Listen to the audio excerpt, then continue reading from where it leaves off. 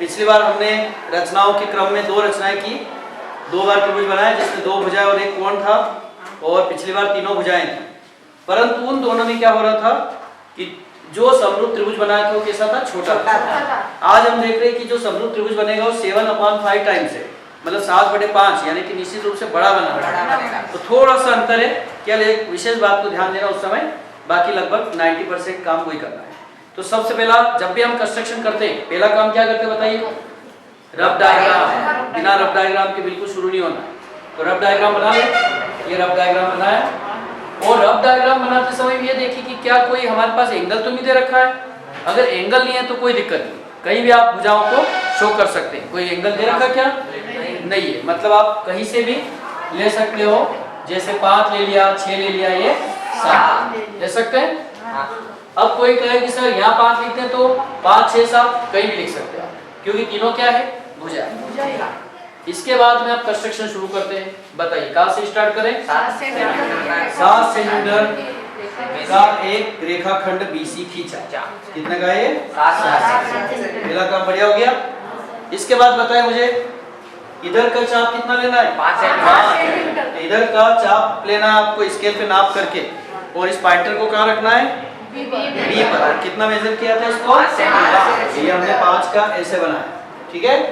उसके बाद इधर का मेजरमेंट 6 सेंटीमीटर। हरिओम हरिओम, इधर कितने का लेना है, 6 सेंटीमीटर का। ओके, तो इधर का मेजरमेंट स्केल से लेना है। स्केल पर हमें 6 का मेजरमेंट, बैठो, 6 का मेजरमेंट लेकर के पॉइंट C के ऊपर रखेंगे। अब बहुत सारे बच्चे 6 का मेजरमेंट तो ले लेते हैं और इधर ऐसे ड्रा कर रहे हैं।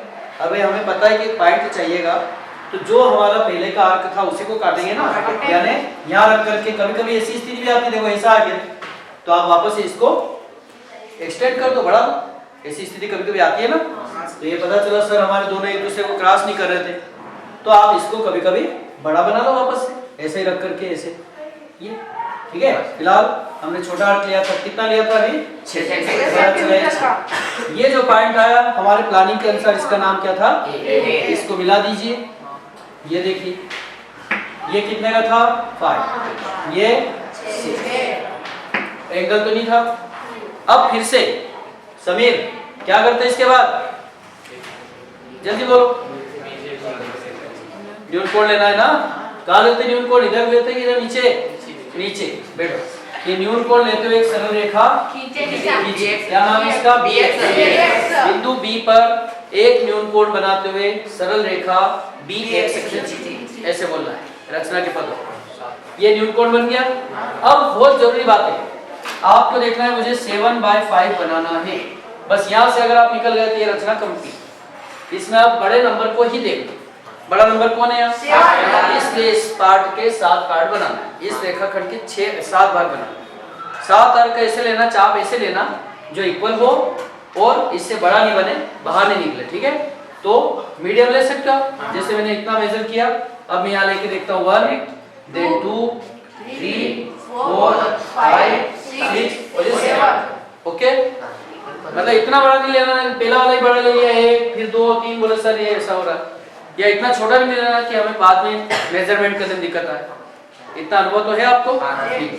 इसको नाम दे देंगे हम B1, B2, B3, B4, B5, B6, B7। अब एक बहुत जरूरी सावधान रखना है, यहाँ से अगर तुमने मिस्टेक कर दिया तो नहीं बनेगा। जब हमने छोटा बनाया था तब बड़े नंबर वाले पार्ट से मिलाते थे लास्ट पॉइंट। अब बड़ा बना रहे हैं, छोटे वाले को मिलाना है।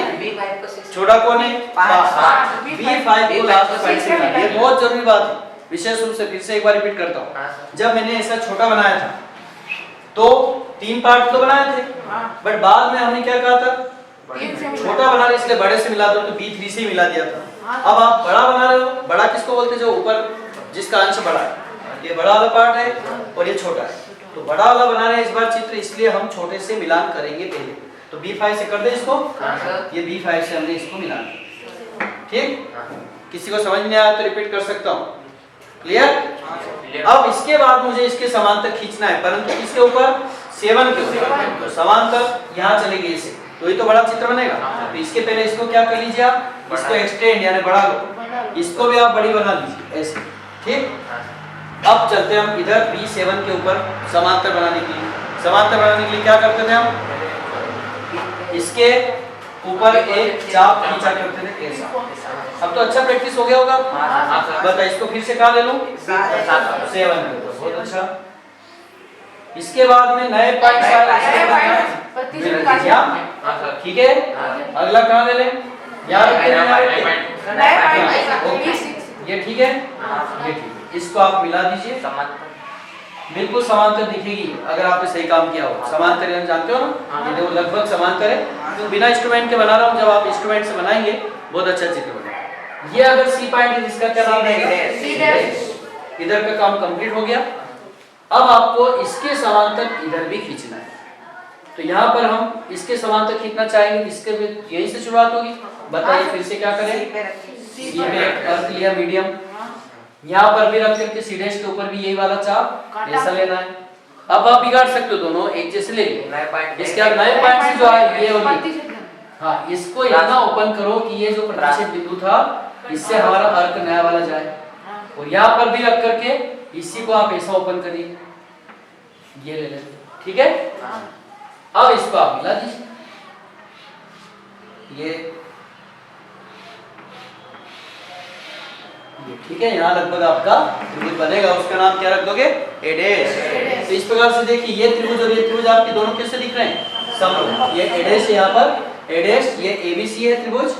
त्रिभुज एबीसी था और उसके समरूप हमने क्या बनाया, ए डैश बी सी डैश, ए डैश बी सी डैश। ये आपका समरूप त्रिभुज प्राप्त। ये इस बार बड़ा बनाया कि छोटा बनाया, जबकि पिछले 2 क्वेश्चन में छोटा।